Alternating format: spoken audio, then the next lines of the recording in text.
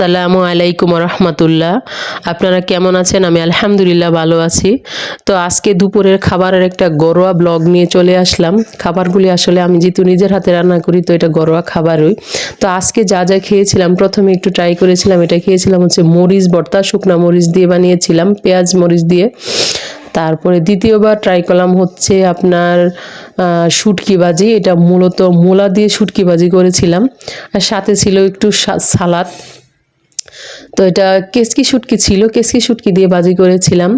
তো তৃতীয়বার নিয়েছিলাম হচ্ছে লাউ, শীতের লাউ খেয়েছিলাম, এটা রান্না করেছিলাম মাছের মাথা দিয়ে। তো এটাই আলহামদুলিল্লাহ খেয়েছিলাম তৃতীয় প্লেটে। তো তৃতীয় প্লেটটা খেতে খেতে প্রতিদিনের মতো আজকেও রিকোয়েস্ট রইল, যারা আমার ভিডিওটা দেখছেন তারা আমাকে একটু সাপোর্ট করবেন, একটু সাহায্য করবেন যাতে আমি এগিয়ে যেতে পারি। তো চতুর্থবার খেয়েছিলাম হচ্ছে মাছের মাথা দিয়ে মুগ ডাল রান্না করেছিলাম। তো এটাই আলহামদুলিল্লাহ খেয়েছি।